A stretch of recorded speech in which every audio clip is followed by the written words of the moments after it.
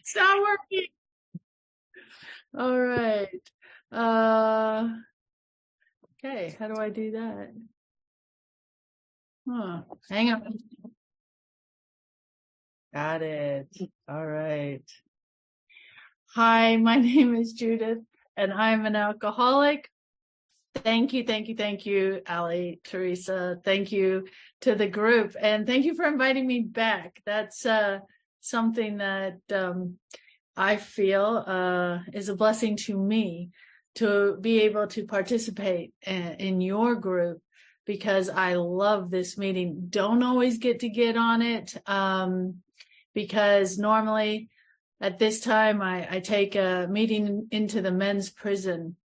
And so that's my commitment on every week. And but I'm glad that I get to be here and join you and participate in this group. So thank you for having me back. My sobriety date is January the 19th, 2009. So a few days ago, I turned 14. I'm a teenager +1.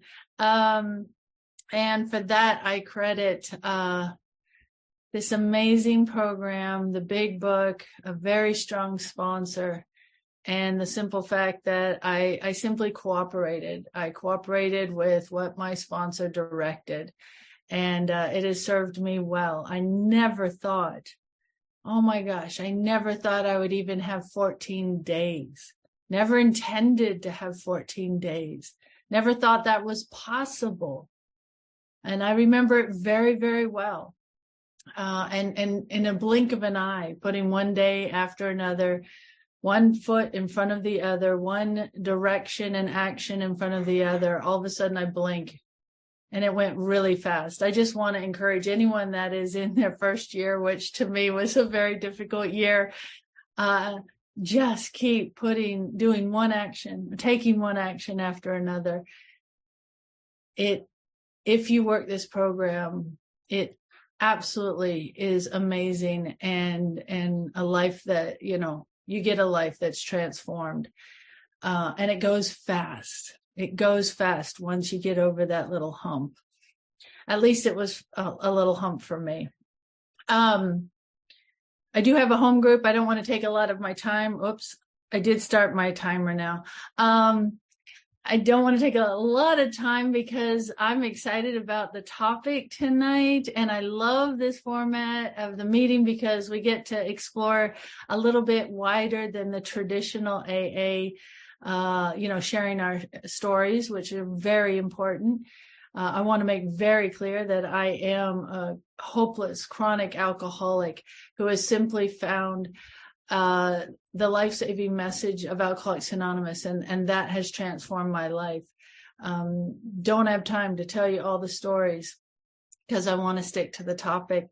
And but I do have a home group. I think that's very, very important. And I do have a sponsor, and I sponsor other women. And I think that is all of my sobriety date and protecting my sobriety date, having a sponsor, using my sponsor, having a home group, which is a home in AA. I think those are some really vital parts of my program that I always want to highlight, because that is how I've been able to celebrate this recent birthday.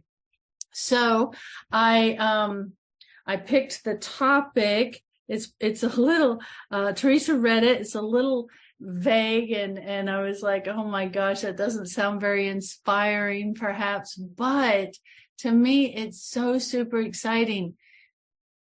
And I'm going to read it again. It says, and let's always remember that meditation is in reality intensely practical.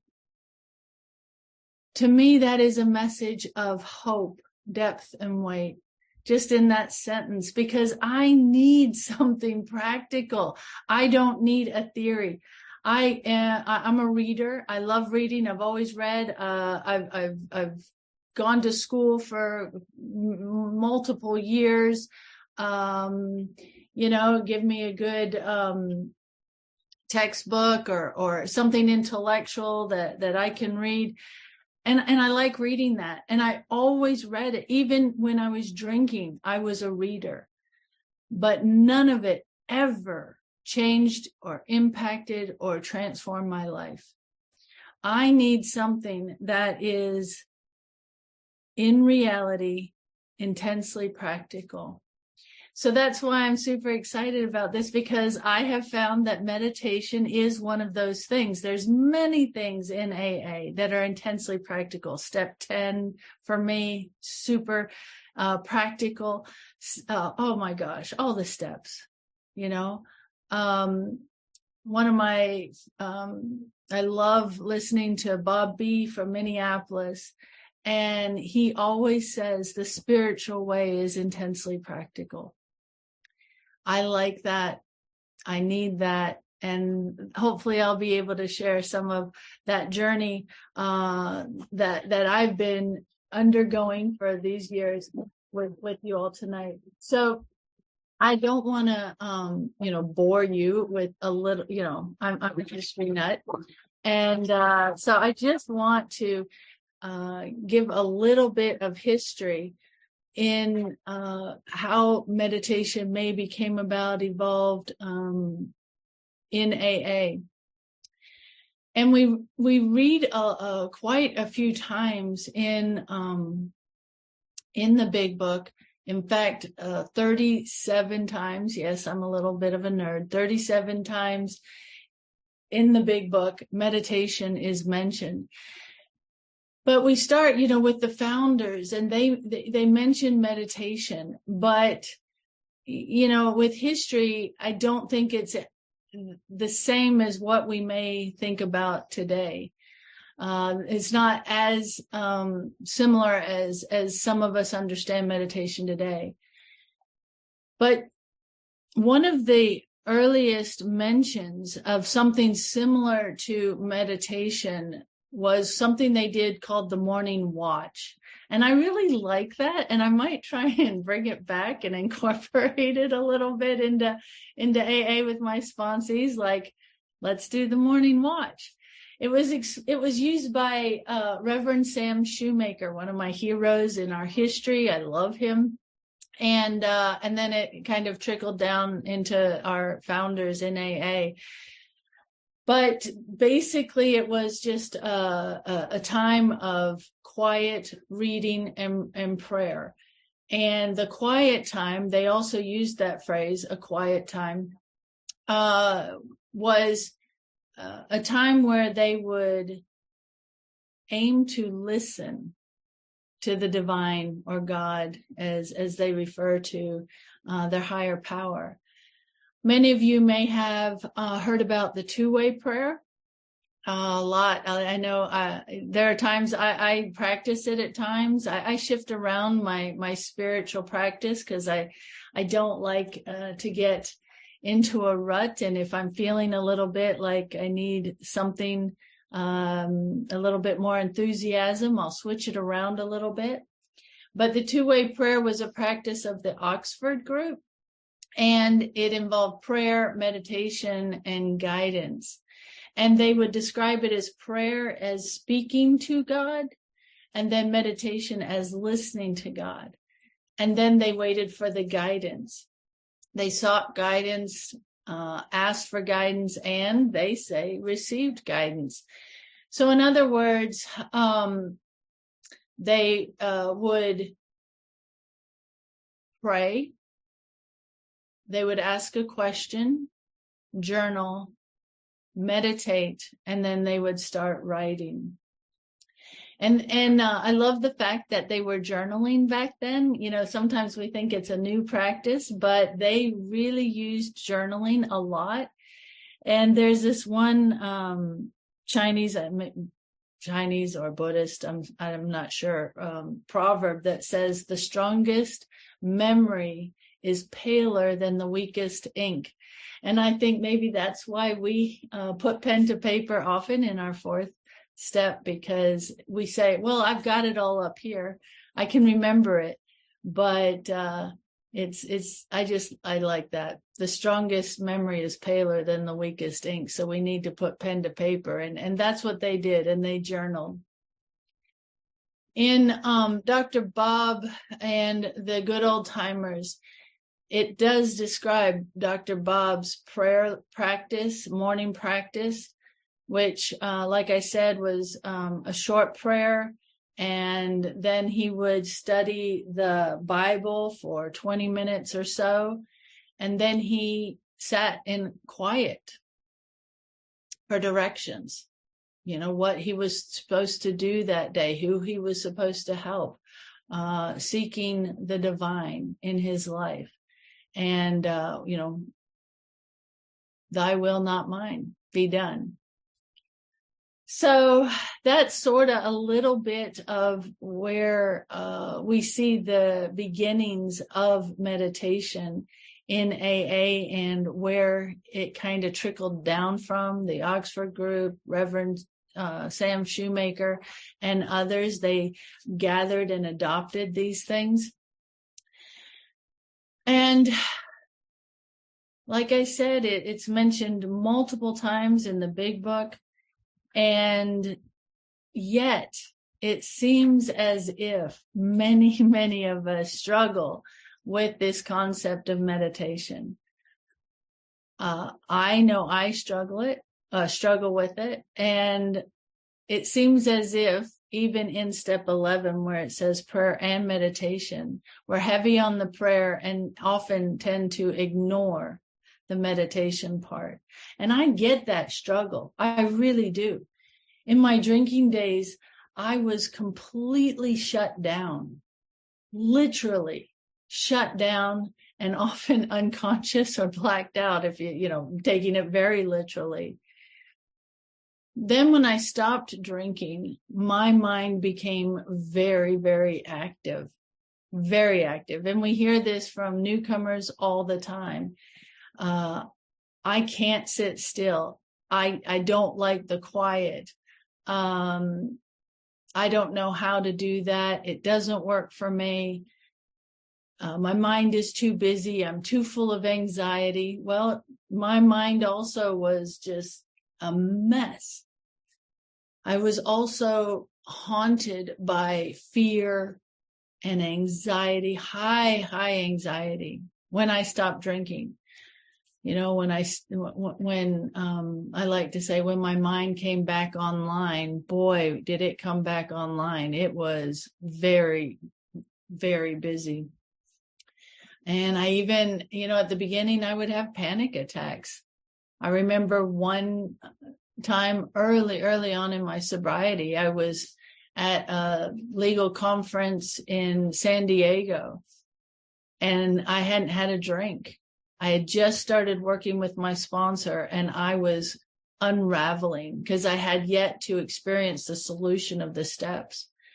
And in San Diego, in this really fancy hotel, I ended up in my hotel bathroom, curled up in the fetal position on the floor, having an absolute panic attack, not able to get up and go to this conference that I was required to be at. So yeah, when we're new in sobriety, this can be daunting and overwhelming.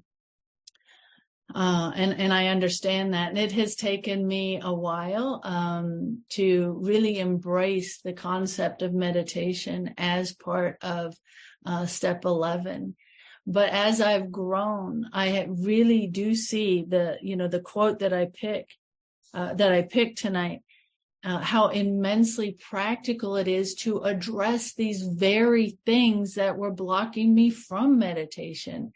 It addresses my anxiety, my fear, any sort of panic. It has addressed my depression. It has assisted me in so many ways, and I'll get into that a little bit later. But since I've learned to meditate, I don't have as many ups and downs. I'm not on that intense roller coaster.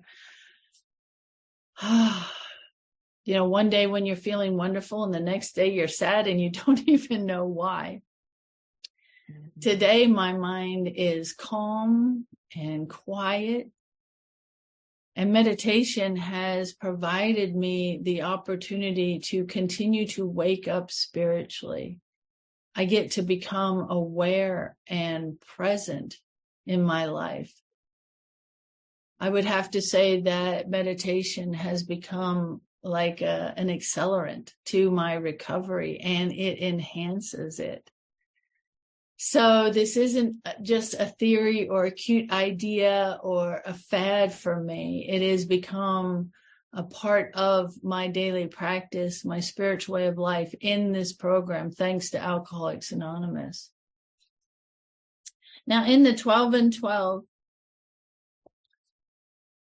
it says that in step 11, it says we will want the good that is in all of us, even in the worst of us, to flower and to grow.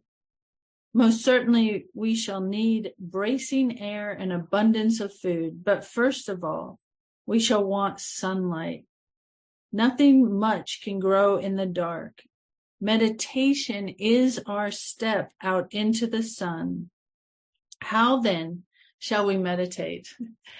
I love that. He just writes in poetry.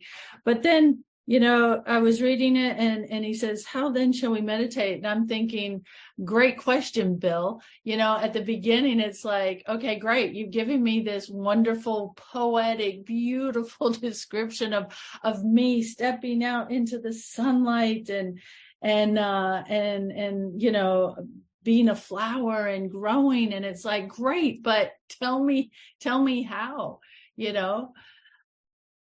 it's great question. And I didn't know where to begin. But he also wrote that in the 12 and 12, that the actual experience of meditation and prayer across the centuries is, of course, immense. The world's libraries and places of worship are a treasure trove for all seekers. Well, that tells me where to begin. And I did start my search, and I started my journey by talking to people who were who meditated. I am a seeker, and I started with what was accessible to me. And that led me on quite a variety of experiences. Since I was living in South Dakota and I spent a great deal of time on the reservation, I started with the Lakota. Some people know them by Sioux, but the Lakota and their beliefs and their spiritual practices. And I learned to sit and listen to the elders. I began to be quiet and sit and listen. I began to sit in sweats and in different ceremonies and listen. And I was able to do that. And that was accessible to me. Not quite meditation, but I was learning to sit still and to listen and to take Bill at his word that I'm allowed to explore, to go to the world's libraries and different places of worship, to seek out the treasure troves that he talks about. And from that, it led me into really exploring Buddhism. And I found a home. I am not a practicing Buddhist, but that is where I found my home in a lot of their practices, and especially meditation. And that is where I really started diving into meditation.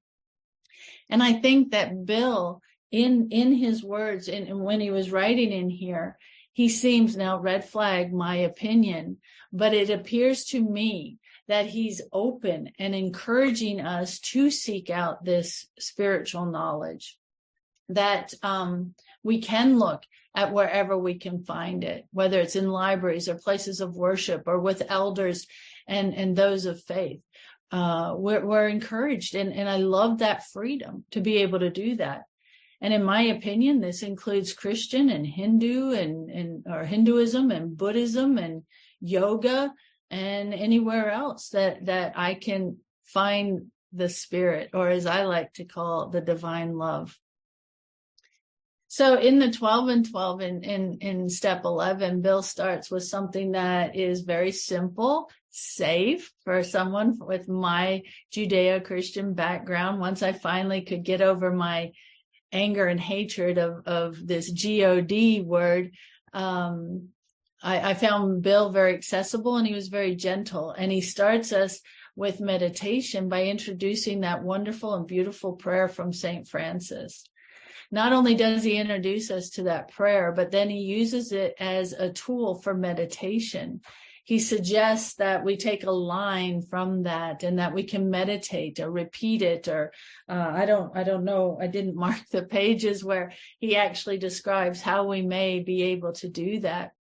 And it was just simple.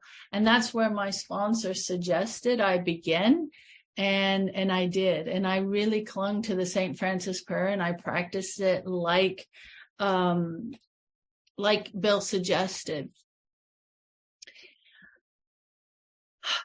So that's how I began. And for many years, I missed one of my favorite parts in the 12 and 12. Now, I'm not going to keep reading. I'm just going to read this one last little part, but I just love it. And he says, page 100, as though lying upon a sunlight beach, let us relax and breathe deeply of the spiritual atmosphere with which the grace of this prayer surrounds us. Let us become willing to partake and be strengthened and lifted up by the sheer spiritual power, beauty, and love of which these magnificent words are the carriers. Let us look now upon the sea and ponder what its mystery is. And let us lift our eyes to the far horizon, beyond which we shall seek all those wonders still unseen. Sheer poetry. But this all sounds an awful like meditation, similar to what other faiths practice. This is imagery, visualization. It's just beautiful. And it introduced me to a new technique in using, guided meditation, imagery to help calm myself. My sponsor started me off right away when I was in the fetal position in that hotel room.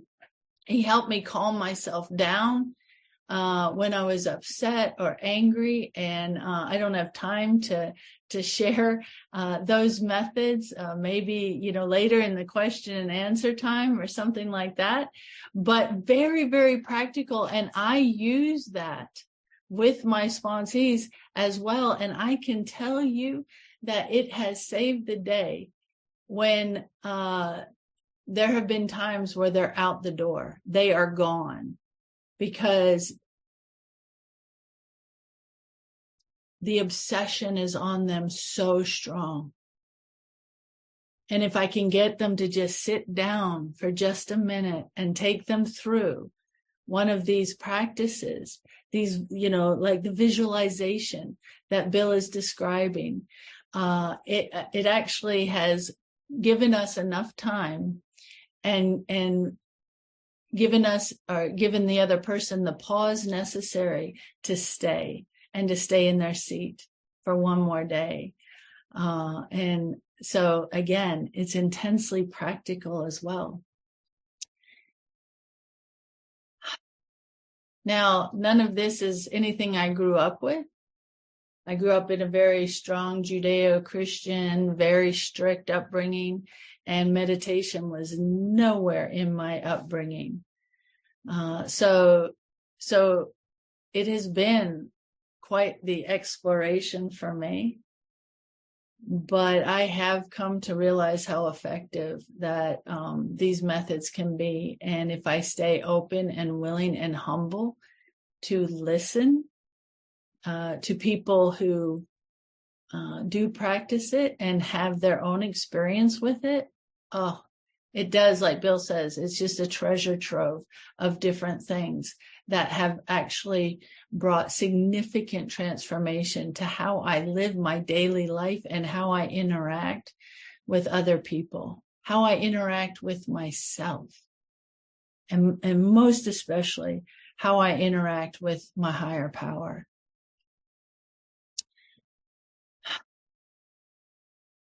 I believe that because I have made it a priority to practice meditation, I have come to a deeper understanding of the 11th step, actually of all the steps.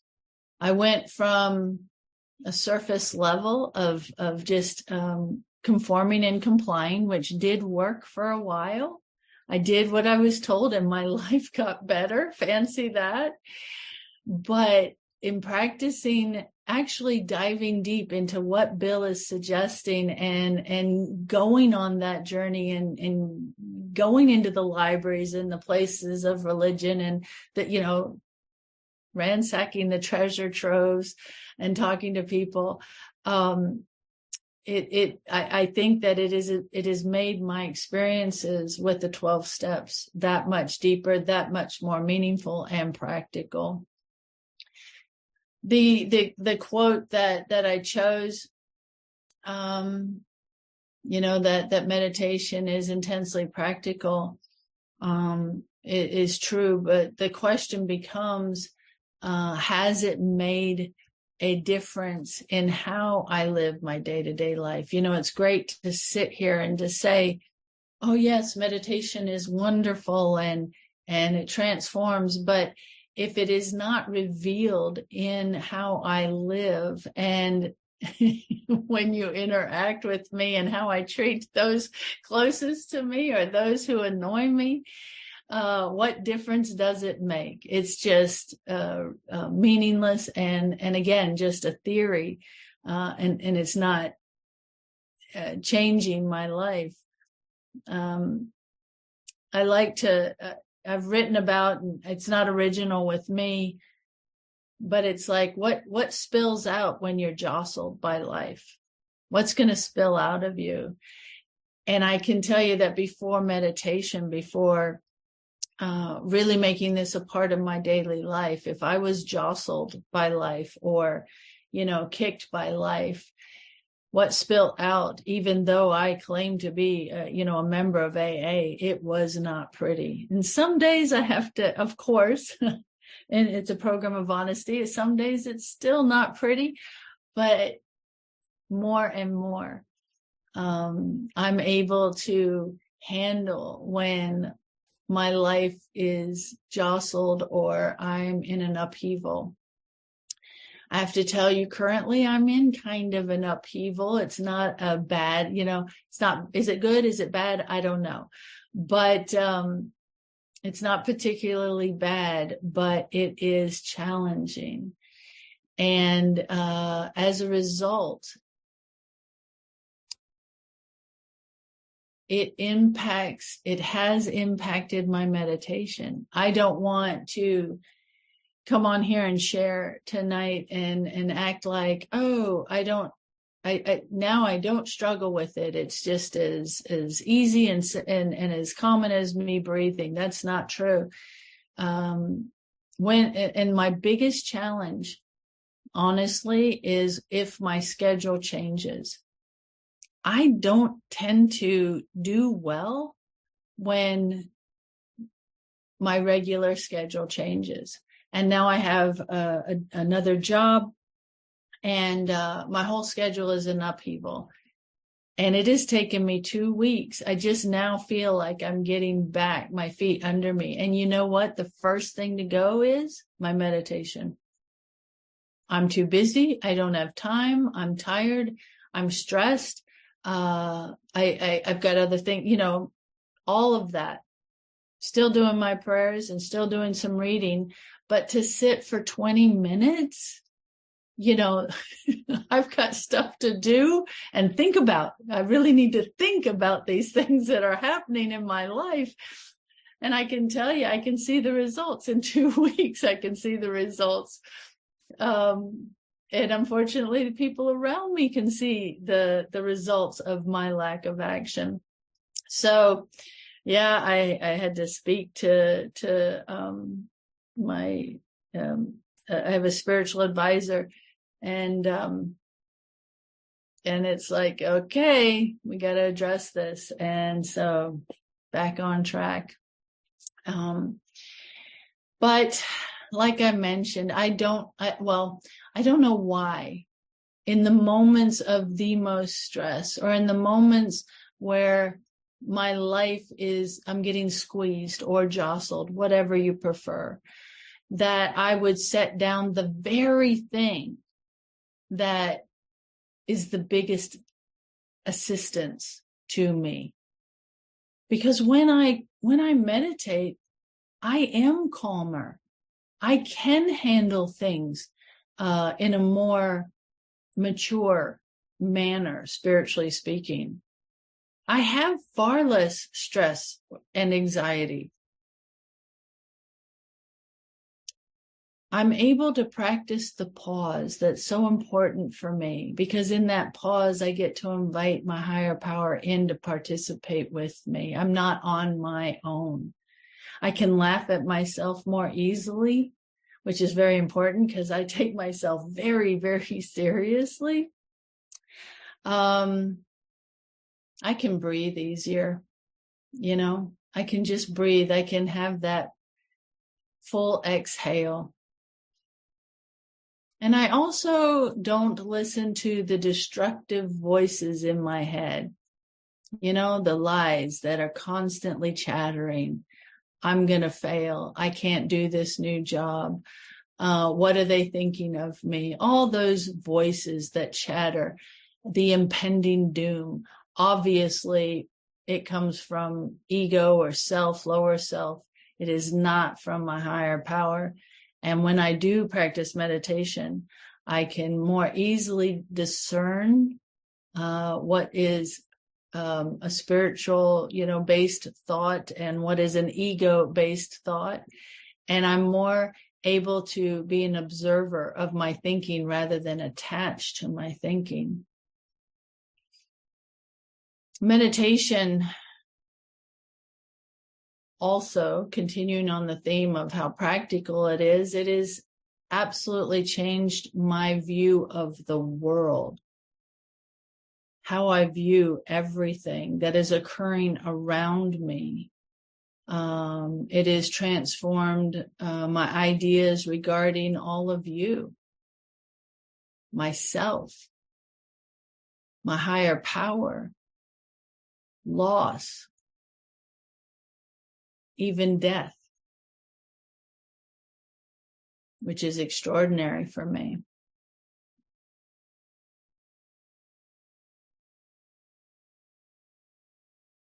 It's also allowed me to feel a connection to others. There's one meditation that I practice specifically, and about how we are all connected. All beings are connected, and how that I am you and you are me. And that's how I get to start looking at the world around me and those around me, even the people who I can't really relate to, the people I don't like, the people who annoy me. When I sit in meditation, and another meditation I practice is loving kindness. And I get to practice that and imagine someone I'm not getting along with. And I begin to heal that relationship. It assists me with my step 4s and 5s. My if something pops up and I need to do some inventory, it helps me gain a new perspective of the other person. So like I said, to me, it really assists me in living the steps on a day by day basis.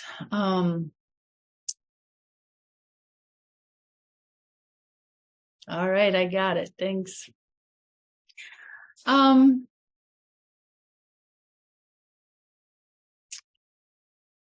Well, I guess I can wrap it up by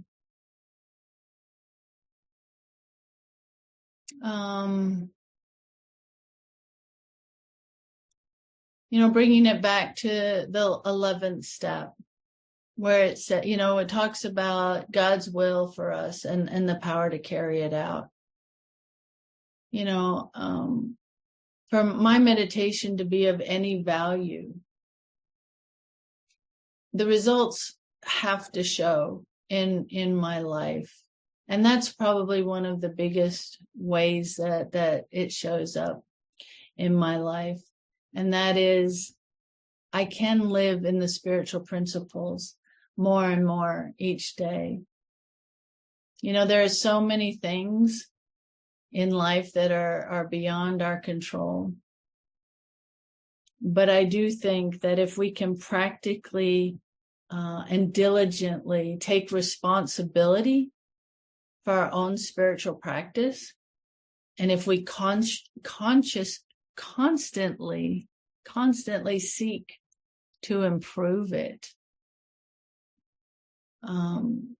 which does include meditation, it is just the real antidote to our own personal anxieties, fears, and resentments and self-centeredness that plague us.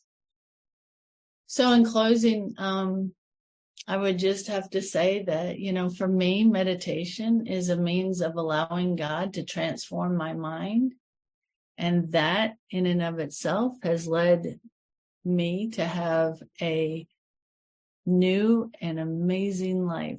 And I want to thank you for letting me share these things that are usually very private for me, and being gracious enough to listen and share this time with me. So thank you.